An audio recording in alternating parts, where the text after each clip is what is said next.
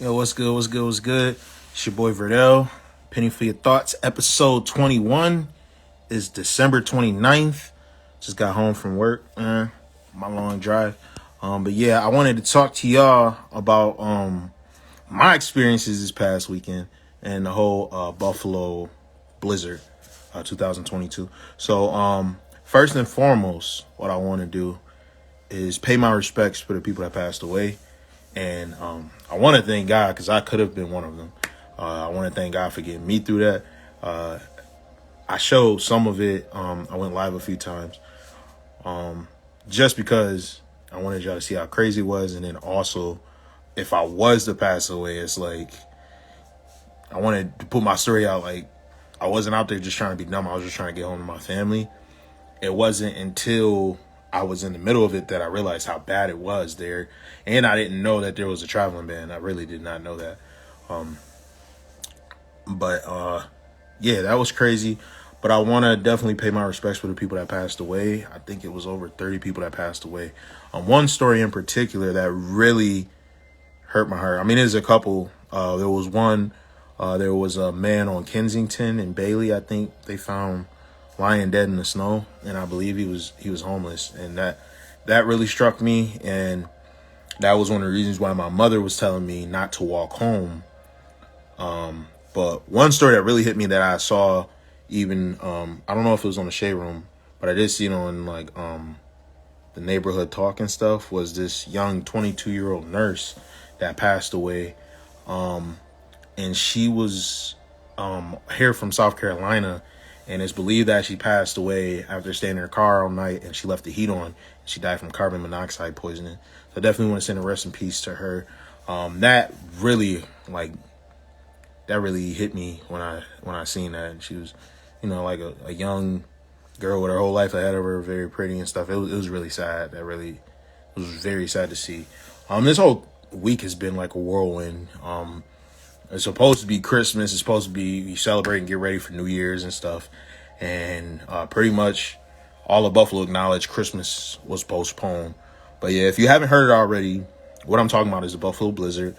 And pretty much this huge blizzard hit the whole Western New York area. I mean, it hit the whole East Coast in the Great Lakes area. Because I know Chicago and Detroit also got hit hard. And then like just the Eastern Coast got hit hard. A lot of flights was canceled this past weekend for Christmas. A lot of people was pissed off. But it hit a little different in Western New York. Now, everybody knows Buffalo, New York for the snow. And me living here my whole life, I'm used to the snow. I'm used to these blizzards. I'm used to these winter storms. But this one hit way differently. You never had a winter storm hit like this. Probably since 1977, where it's knocking out power. There's zero visibility. The wind gusts we're talking about 70 to 80 mile per hour winds. The winds made it feel like 30 degrees below Fahrenheit. It's just freezing temperatures. You cannot see 5 feet in front of your vehicle if you're driving. You getting stuck in snowbanks as you're driving randomly. It was just crazy. It was madness. And like I said, I was very happy to make it through that. I wasn't sure if I was going to make it through. Even as I was recording live, I was like, yo, this could possibly be my last video. I'm not even going to lie. And my biggest thing that kept me alive was like, I got to see my family. I got to see my sons. I got to see my wife again. I got to get home to my family. And I was making jokes about it, but I was like doing that all to get me through it. I was trying to motivate myself. Hey, my eyes are so red. I'm sorry. I need more sleep. But yeah. That was one of the crazy experiences I've been through. Probably one of the closest experiences I've ever been to death. Yeah, that was. If I could do it all over again, I would have stayed out where I was at in Geneva and just worked overtime. And I'd have been like, hey, I'm missing Christmas, but it is what it is. But it ended up working out because I ended up finally getting to my family and having a great Christmas and being able to spend Christmas with my family. So that was great. Also, I got videos of the journey documented on my YouTube. So check out Young VTV. But yeah, so pretty much the way it happened, I'm gonna go through my whole story in sequence.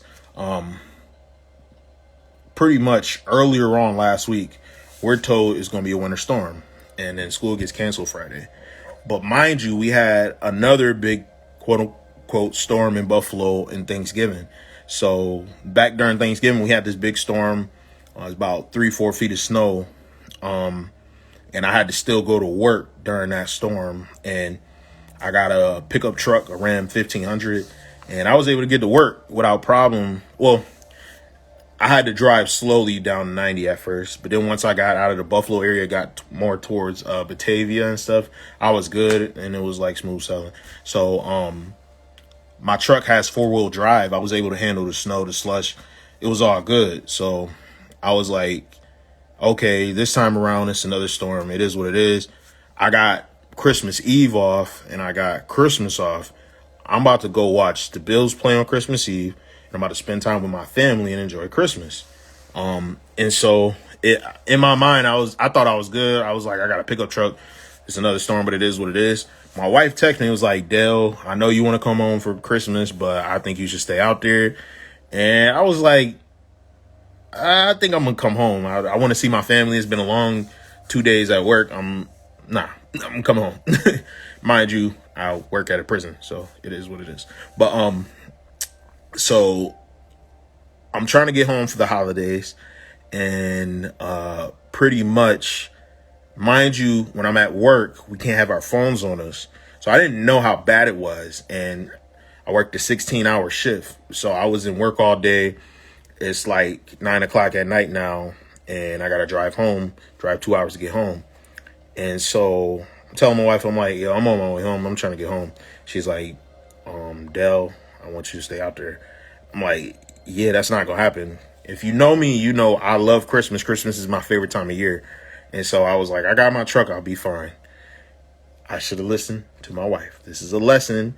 Fellas, listen to your woman. You know what I'm saying? Because like I said, I could have died, and it would have been all my fault. And it would have been my own hard-headed but self. So pretty much, by the time I get like close to Rochester, which is an hour outside, I'm like halfway there. They're blocking off the 90, and I'm like, dang, it's snowing that bad that they had to block off the 90. And my wife is like, yeah, I think you should get like a hotel room in Rochester. And so I'm like, bro, I'm not trying to spend extra money. I just spent mad bread on your Christmas gifts. I just want to come home, relax with my family for Christmas. I'm not trying to spend more money on a hotel room just because it's a snowstorm, and we get snowstorms literally, like, we probably get one snowstorm a month every winter in Buffalo. So you're talking about 3 to 4 snowstorms a year. We get it every year. It is what it is. So 90's blocked off. I have to go to Corning to go down, I think, Route 20 or whatever. That turns into Broadway. So I'm coming down. I'm driving through these back streets, driving behind farms and stuff. And then out of nowhere, I get close to like Batavia. I'm like in the Darien Lake area after driving for like 30 minutes. And it started getting hard to see. Like, it's mad snow just coming down. And I'm like, bro, I can't even see. What is going on? And so then as I'm driving through the snow, my truck starts to get slower, and then I get stuck. I'm like, oh, dang. Let me switch to 4-wheel drive. Switch to 4-wheel drive. Got through it. All right, good. See, my truck good. And then I'm driving. And then out of nowhere, this mad traffic just stopped when we all behind this 18-wheeler that got stuck in the snow. And then cars start hitting 3-point turns, and they backing up and turning around. So I was like, you know what? I'm about to back up, put this thing in reverse, and find another way in, because I'm getting home to my family tonight. Hey, my truck can handle whatever. So not even thinking about the fact that a 18-wheeler is way bigger than my little truck, and that got stuck in the snow. So that was my first. That wasn't my first. My first one was not listening to my wife. But this is when stuff started getting shaky. So then from there, I go live, and you can see the live video on my page. But that's when I go live, and I'm like trying to hack myself up. And I was like, yeah, my wife tried to warn me about this blizzard. She should have warned the blizzard about me. You know what I'm saying? I'm about to get home to my family. I don't know what nobody talking about. And everybody like, yo, bro, you kind of wilding. Like, you really not supposed to be out there right now. And so I'm like, yo, nah, I'm trying to get home to my family. I don't care about all that. I'm trying to go home. I'm trying to relax. And so pretty much at the end of the video, as I'm saying, bro, I can't get stuck. It is what it is. I'm bigger. I'm better than this. My truck gonna get me through whatever. I get stuck. And I really got stuck. Like I was stuck there all night because like I drove into this random snowbank located in the middle of the road. And I was stuck. I couldn't get my truck through. Every time I got out to shovel, snow would start hitting, the wind would start blowing, and it just was too much snow. It felt like it felt like negative 20, 25 degrees. And after about shoveling for like 60 seconds, I ran back inside my truck and would heat back up. And I'm like, yo, I might die tonight. That was literally my thoughts. Like, I was like, yo, it is too cold. I can't even shovel a pathway for me to be able to drive my truck through the snowbank. And now I got to use my heat, and I might use my whole gas tank before sunrise, and I might freeze to death because it was so cold. And I was like, yo, this might be it. So I called my wife. I told her the situation. I'm calling my parents. Actually, my parents was calling me. They was blowing my phone up. And then I had to talk to my boys and tell them I loved them. And then what I thought about was when I was back in the military, how we had to do cold weather training and stuff. And we would go to Fort Drum, and we would go to different places. Like there's this, it's called YLTA in Niagara Falls. But we had to go to these different places and do cold weather training in the winter and just stay up all night. And I stayed up all night. But we would have to like pitch a tent in the middle of the forest in the middle of the winter. You know what I'm saying? And just have your survival skills. So those things came back to me, and I was like, yo, I did this before. I've slept outside in freezing temperatures in the snow. I've camped in this type of weather. I can do this. But I ain't gonna lie, man. I was scared as hell. I pretty much was like praying to God, like, Lord, please help me get through this. Help see me through this. So, and I very well could have died that night because, like I said, over 30 people ended up dying that night, being in the same exact situation as me, and they're still finding people. So that's very scary. And it's also very fortunate that I did make it through because there was no guarantee that I could have died like those other people. And I don't want to at all seem like I'm making light of their deaths. Like that is very tragic, very sad. And I know a lot of people will be like, oh, well, y'all should have listened to the driving ban. I will say this. I was foolish in not listening to my wife, but I did not know there was a driving ban at that time. And so I didn't know I wasn't supposed to be out. I just thought, oh, another Buffalo storm. Hey, I got to get home. And it's sad because the girl that was a nurse was doing the same thing. She was just trying to get home. Like she was just trying to get home from work. You know what I'm saying?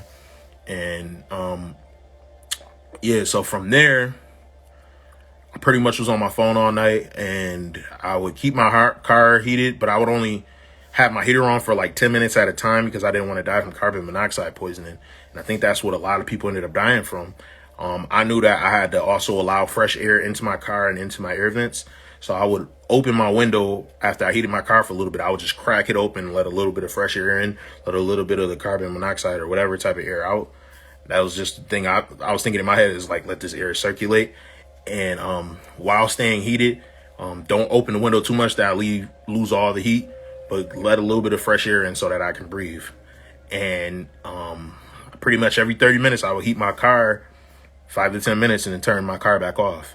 And the whole time I'm like letting my phone charge. So I'm just on my phone, reading all the posts, reading all the people talking about how they lost power, reading people talking about like, yo, they can't find their family members. And I'm like, yo, this is real. This felt like, I don't know if you ever saw the movie, The Day After Tomorrow with Jake Gyllenhaal, when he was in New York City and they had to burn books to stay alive and not freeze to death. But this night literally felt like The Day After Tomorrow, the movie. If you have not seen it, it's a really good movie. Check it out. But yo, I thought I was about to like freeze to death like on The Day After Tomorrow. Like I was like, yo, this is the end of the road. This is the end of the, although we've gone to the end of the road. I thought it was over for me. I'm not gonna lie. Like I was like, yo, my obituary gotta be lit. I gotta have the right singers at my funeral. I'm like, dang, bro. Of all the things I could have died, I really died from a snowstorm. Like, and I'm sorry, I'm really not trying to disrespect the people that did pass away. So let me not make jokes. But it was like, yo, I really thought it was the infamy. Like, all jokes aside, like I thought it was over. But God got me through it. Pretty much I kept calling different people. I stayed on my phone all night, and I was like, I'm just gonna stay awake because my fear is if I fall asleep, I might wake up dead. pretty much I was like, yo, I might not wake up again if I fall asleep, because I might freeze to death in my sleep, get hypothermia or whatever, or I might like choke out from carbon monoxide. So I'm like, if I want to die, I want to be awake and knowing what's happening to me and be cognizant. And so my thing was, I was in this very fancy like suburban neighborhood. I was actually in Alden, and I didn't want to knock on nobody's doors. And so I just stayed in my truck, because it's a white neighborhood and I'm a black guy, to be honest. But I was like, yo, if it come down to it and I really run out of gas, I'm gonna start banging on doors, because I'm like, yo, it's either y'all gonna turn me away and let me die, or y'all gonna let me in and let me live. So if y'all want to have that on your conscience that you turned away this guy and he died in the snow, hey. So I was like, but I'm gonna wait till I get to that point. I don't want to just like jump the gun. I'm gonna try to use all my resources I can. So I try to use as much, like I try to stretch my gas. Like I said, I was rationing it out, like, having it on 5 minutes at a time. So I didn't just leave it on all night. By the time the sun came up at like 7:30 in the morning, people were nice enough to come out. The different people in that neighborhood, y'all started. It was like 5 different people came out to shovel my car out, and then one of the guy grabbed a tow strap and then put it on the front of my truck, and he literally pulled my truck out of the snow. So that was dope. And then he let me come inside his. He had actually had a beautiful barn that was very well heated. His wife and him, they fed me. They gave me some coffee and stuff, and they put some more gas in my car and stuff. They had gasoline and stuff. It was just crazy. And then we talked for a while, and then I went on my way and tried to get home again. Then I got stuck again, but this time I was like a few miles away from my brother's house. And so then one of the construction cranes actually helped me get out of the snowbank that time. And then I was like, you know what? I want to get home to my family, but it looked like I'm gonna have to stay with my brother tonight and just be safe. So then that's when I posted the video. Like, I made it out alive, yo, after being in my car for like about 16 hours.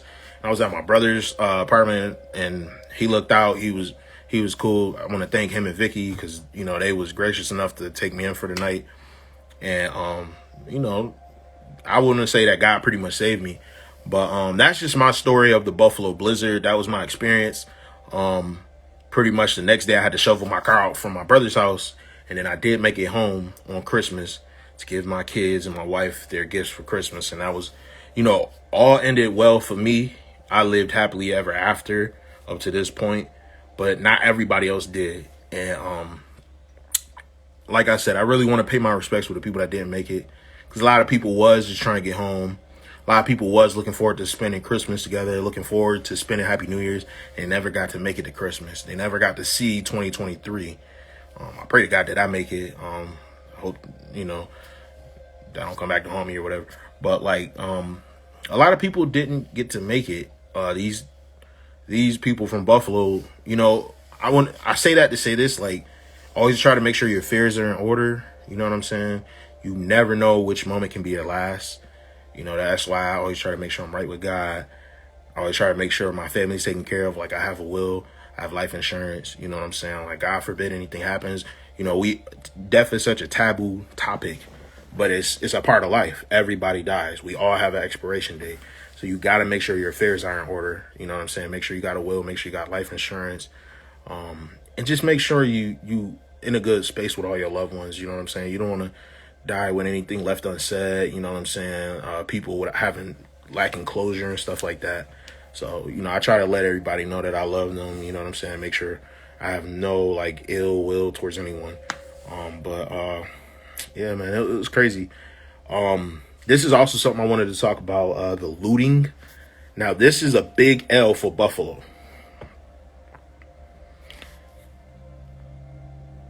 Y'all took this time where people was dying and took advantage of the fact that, like, when the police was trying to get out to help people, and the fire trucks and the ambulances were risking their own lives to go out and try to help people, and then they realized the first responders couldn't get to people in time and help them and literally save their lives. Y'all took that advantage of that moment and then started looting different stores. And y'all didn't loot because y'all was starving and because y'all power went out, which was happening. But y'all didn't loot because of that, because y'all started stealing gumball machines. There's literally a picture of a nigga with a gumball machine. And then people carrying out TVs out of Dollar General. Yo, y'all embarrassed the hell out of this city. We supposed to be the city of good neighbors. And while it still is, because I literally wouldn't be here right now if it wasn't for the good neighbors. Like, yo, people definitely helped me through that storm, and I literally wouldn't be alive if it wasn't for their assistance. Like I said, they helped get me out of the snow and stuff, and I was running low on gas. On 2 different occasions, I got stuck.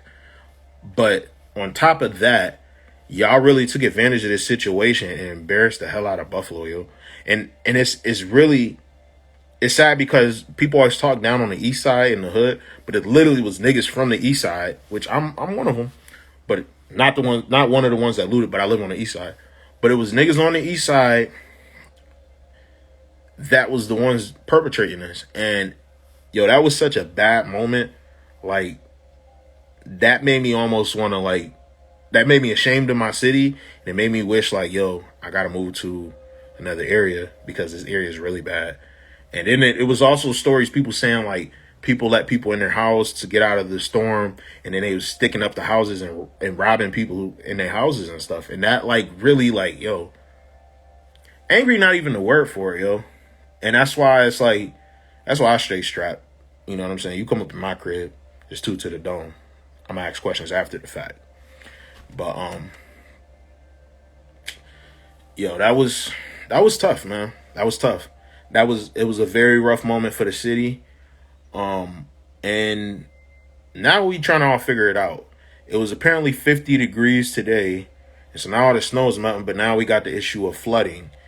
And they had to activate the National Guard. They had to bring in all these different people, all these different construction people and snowplow crews and the state police, the state troopers. So now everybody's just kind of trying to figure this out and put the pieces back together. Buffalo just opened back up for today, and they lifted the traveling ban. But it's just a crazy time. And I would say this, it's been a rough year for Buffalo. You know, we already had the shooting with the domestic terrorists back in May, and now we got this thing, the Buffalo blizzard, the biggest blizzard of my life. I've never seen anything hit Buffalo like this. Like, this was like Hurricane Katrina hitting Buffalo almost. And I mean, while it's nowhere close to Hurricane Katrina as far as the death toll, the psychological toll that's left on the residents in Buffalo is definitely crazy. Like, this is the craziest thing we ever seen. So definitely pray for my city, pray for the 716, pray for Buffalo, New York, because we're going through a tough time. But we're going to try to remain resilient, try to remain strong. I definitely appreciate everybody's prayers for me when I was going through it. I had a lot of people wishing me well and being like, yo, bro, you're going to pull through. You got this. And that definitely helped me. And with that, I send my love. You know what I'm saying? I'm gonna get off this, but I had to tell my story. I can't be doing a podcast and not talk about what just happened in my city this past weekend and what I just went through, because to me that was like a near-death experience. You know what I'm saying? I never quite experienced something like that where I felt like that close to the edge, and it really made me think about my own mortality. You know what I'm saying? And I know conversations like this can make you uncomfortable. It can be kind of scary, but I feel like these conversations need to be had. So with that, I want to end the podcast and say God bless. Y'all check out my podcast. It's A Penny for Your Thoughts. It's available on Spotify and on Apple. And what I do is I download this after I shoot it. After I shoot my lives, I download it and then upload it onto Apple Podcasts and all that. So you can also hear it there. But yeah, I'm going to get out of y'all ear. Peace and God bless.